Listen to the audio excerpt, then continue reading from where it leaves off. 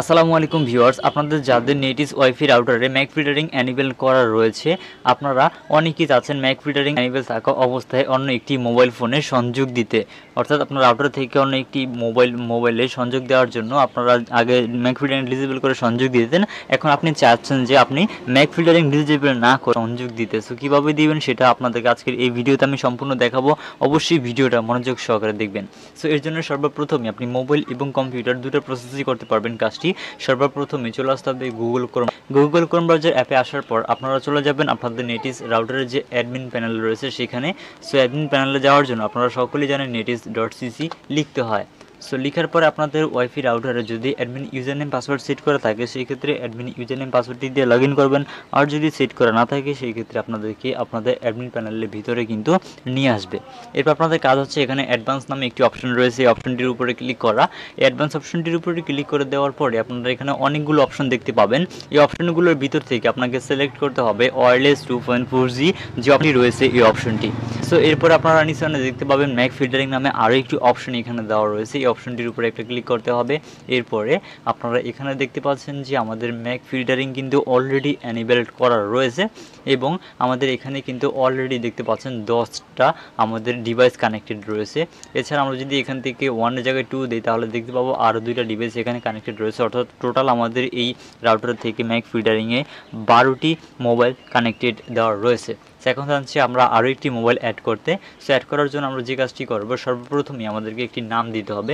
অর্থাৎ আপনি যার মোবাইলে সংযোগটা দিবেন প্রথমে তার নামটা দিয়ে দিবেন। সো আমি এখান থেকে দিয়ে দিব। নাম দেওয়া কমপ্লিট হয়ে গেলে আমরা এখানে দেখতে পাচ্ছি ম্যাক অ্যাড্রেস নামে একটি অপশন রয়েছে। এখানে আপনি যে মোবাইলের সংযোগটি দিবেন ওই মোবাইলের যে ম্যাক অ্যাড্রেসটি রয়েছে, অর্থাৎ যে ফোন ম্যাক রয়েছে ওই ম্যাক অ্যাড্রেসটি আপনাকে এখানে দিতে হবে। সো আপনারা হয়তো অনেকেই ম্যাক অ্যাড্রেসটি সম্পর্কে জানেন না বা কীভাবে বের করতে হয় এটা জানেন না। সো আমি সেটা আপনাদেরকে সিম্পলি আমাদের ভিডিও স্ক্রিনের সামনে দেখিয়ে দিব আপনি কীভাবে বের করতে পারবেন। সো ম্যাক অ্যাড্রেসটিকে বের করার পরে আপনাকে সেই ম্যাক অ্যাড্রেসটি এখানে দিতে হবে। সো আমি এখানে আমার মোবাইলে ম্যাক অ্যাড্রেসটি দিয়ে নিচ্ছি। সো ভিউয়ার্স, আমি এখানে আমার মোবাইলটি রয়েছে মোবাইলটির ম্যাক অ্যাড্রেসটি দিয়ে নিলাম। সো একটা মোবাইল ফোনে দুইটা ম্যাক অ্যাড্রেস থাকে। বর্তমানে যে আপডেটেড মোবাইলগুলো রয়েছে আপনারা হয়তো অনেকেই এটা জানেন না।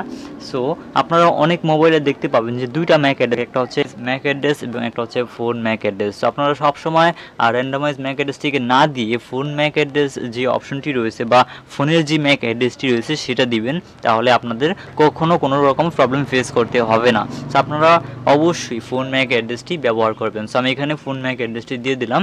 আমাদের অ্যাড্রেসটি দেওয়া কমপ্লিট হয়ে গেলে আমরা এখানে জাস্ট অ্যাড নামে যে অপশনটি রয়েছে এটার উপরে ক্লিক করব। এটার উপরে ক্লিক করলে অটোমেটিক আমরা দেখতে পাবো আমাদের এখানে অ্যাড্রেসটি অ্যাড হয়ে যাবে। সো আপনাদেরকে কিছুক্ষণ আগে আমি দেখিয়েছিলাম যে আমাদের ডিভাইস অলরেডি 12টা ছিল। সো এখন দেখতে পাবেন যে 13টা হয়ে যাবে। এটা যখনই অ্যাড হয়ে যাবে তখন 13টা দেখাবে।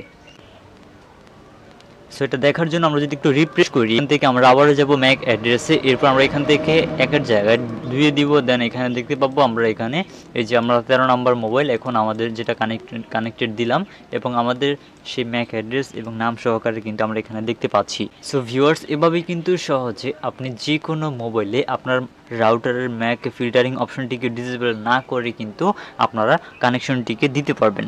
সো এই ছিল আমাদের আজকের ভিডিও।